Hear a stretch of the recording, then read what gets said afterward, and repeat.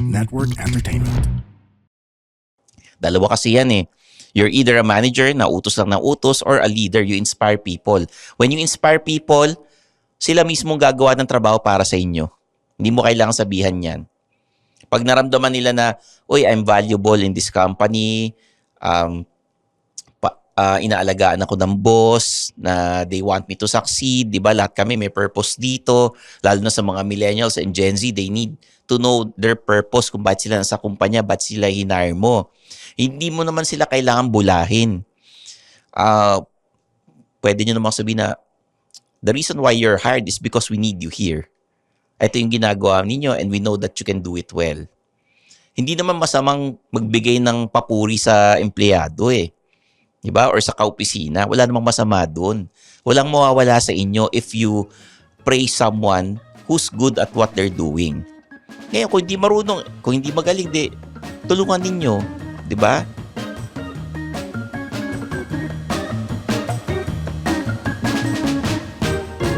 Mga Immortal, welcome to the Underpaid Podcast. I'm your host, Stanley Chi.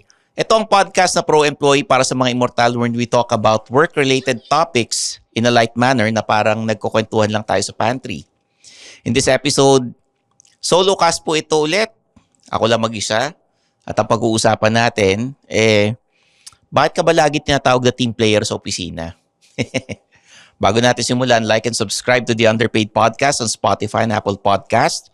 May video podcast tayo sa Spotify and nasa The Pod Network Entertainment's YouTube channel po tayo. I have a social media account, Stanley Chi, on all social media platforms, Facebook, Instagram, TikTok, YouTube. And please subscribe to Suplado Motors. Mas maging active na ako ron, lalo na pagdating sa motoring content. And syempre, yung The Men's Room, every Fridays 9 p.m. on One News and Sundays 10:30 p.m. on TV5. Team player, wala namang masama kung kung tinawag kang team player. Ibig sabihin nun, magaling kang makisama, madali kang katrabaho. Team player, kung ano yung pinagawa sa inyo ng manager, sumusunod kayo kagad. Wala namang masama. Kasi pag nasa isang kumpanya tayo, we really need to work with other people. And malaking bagay yun, malaking bagay doon is dapat yung attitude ninyo maganda, magaling ka makisama, madaling makatrabaho, and yung hindi ka nagrereklamo. Diba? Kung ano ibigay sa yung trabaho, gagawin mo. Magtatanong ka sa boss mo kung hindi mo alam. At sana huwag kayong mahihiyang magtanong sa mga boss and office mates kung di alam. At sa mga kaopisina naman, at sa mga manager, pag nagtanong naman ng kaopisina ninyo, tulungan ninyo kasi tulong-tulong kayong lahat dyan. I don't see the point kung bakit hindi mo tutulungan ng isang kaopisina na nagtatanong na paano mo ginawa yan, paano gagawin ito. Unless gusto mo magbukang tanga yung kaopisina mo at ipapamukha mo sa boss mo na medyo bobo itong hinire mo, hindi magaling itong hinire mo, which is not good. Kasi lahat naman tayo nagsimula sa pagiging beginner. Hindi lahat mabilis mag-adapt pagdating sa kumpanya, yung mga sistema sa company, lalo na kung mga fresh grad.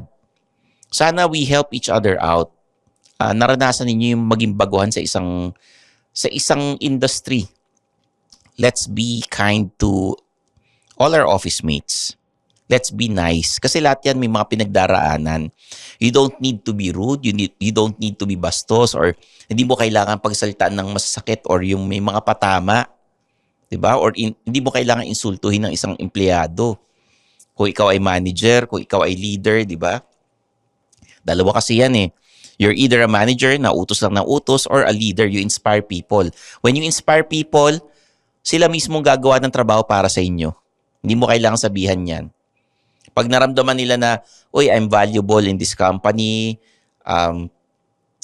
inaalagaan ako ng boss, na they want me to succeed, di ba? Lahat kami may purpose dito, lalo na sa mga millennials and Gen Z, they need to know their purpose kung bakit sila nasa kumpanya, bakit sila hinire mo.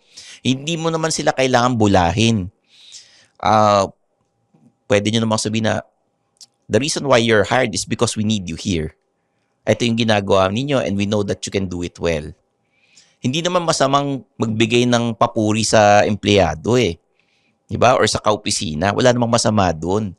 Walang mawawala sa inyo if you praise someone who's good at what they're doing. Ngayon, kung hindi marunong, kung hindi magaling, tulungan ninyo. Di ba?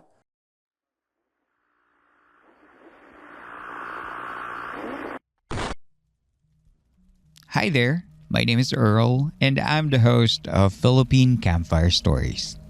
After this episode that you're listening to, baka naman gusto mong mag-check ng mga horror stories sa mga folklore and urban legends na nangyayari sa Pilipinas. Mga true horror stories shared in a manner na hindi ka naman matatakot pero ma-entertain ka. Go ahead and check out Philippine Campfire Stories, and we have over 200 episodes just waiting for you. See you there!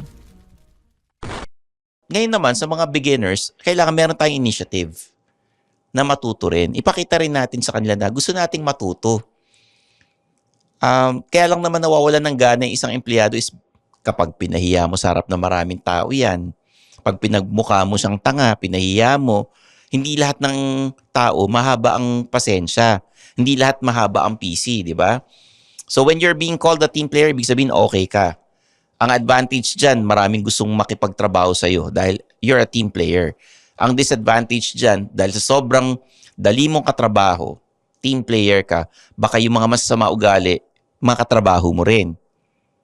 Tapos they would take advantage. Sana hindi kayo nagpapatake advantage sa mga kaopisina ninyo na medyo malalaki na yung sungay. At sa mga managers na that would take advantage, hindi sana kayo nagpapauto sa kanila. Minsan, pag you're so good at your job being a team player, yun ang hindi na po-promote. Sana you talk to your HR, you tell your managers na in the long run, I want to be in this position. Gusto ko ganito na ako. Dapat may increase ng konti. Yung position ko na kung beginner ako, sana in a few years, in a year or two, yung bukod sa pagiging regular, I want to be, I also want to be a manager. I want to inspire people. I want to lead this team. Kasi alam ko rin naman yung ginagawa. I'm capable enough to do it. Syempre, you have to prove it to them na every month, ito yung improvements na ginawa ko sa product, ito yung sales natin, ito yung nangyari, di ba? Bawat mali na makikita nila sa inyo, use it para ma-improve yung sarili ninyo. Don't be discouraged. Lahat tayo nagsimula dyan eh.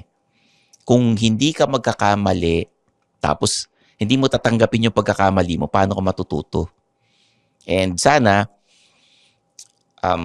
dahil team player ka nga, magaling ka sa ginagawa mo, magaling ka makisama,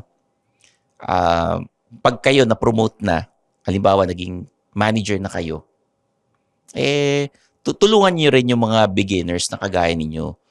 Kasi doon kayo nanggaling. Okay? Hindi masama maging team player, pero ang masama dyan is if you don't voice out what you want to be, pagtagal nyo sa isang company, tsaka pag nagpapatake advantage ka na.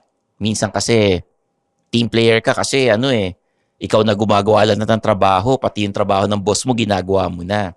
Yun yung hindi maganda. Being a team player, kombinasyon niya ng right attitude, yung competence sa trabaho, tsaka yung pakikisama. Okay? So there you have it, guys. Sana bukod sa pagiging team player, I hope na ma-promote kayong lahat and tumaas din ang sweldo ninyo, di ba? Lahat tayo nagsimula sa pagiging beginner, pagiging fresh grad. Maging mabait kayo sa mga baguhan. Okay? Ang pagiging team player ay hindi masama at sana tulad ko, nung nagsisimula ako, marami rin akong palpak dati. Pero natuto ako as I go on. Hindi lang sa trabaho na simple, kahit sa podcast, kahit sa hosting, kahit sa stand-up comedy. Marami akong pinagdaanan din. At kaya pag nakikita ko yung mga baguhan, I also help them out kasi dyan ako nanggaling. Diba? Lahat naman tayo pare-pareho na nanggaling sa pagiging beginner. And at the end of the day, syempre, huwag nyo nang dadalhin yung posisyon ninyo sa bahay or sa pag nasa labas kayo ng opisina. Lahat tayo tropa-tropa na mga ordinaryong tao na tayo kagad, di ba? Pagka uwi natin after office hours. Okay? So, sana nakatulong itong solo cast episode na ito para sa mga immortal. If you want different topics na pag-uusapan, you can always message me sa Instagram or sa Facebook page ko, Stanley Chi, hanapin nyo lang. And I hope you share this episode not only on your Facebook page, kahit kanino, kahit sa mga kaibigan ninyo, kaaway, kaopisina, or sa Instagram stories ninyo. And yung pag-subscribe ninyo sa amin sa Spotify, malaking bagay po yan. Okay? So there you have it. I'm Stanley Chi, your host, and this is the Underpaid Podcast.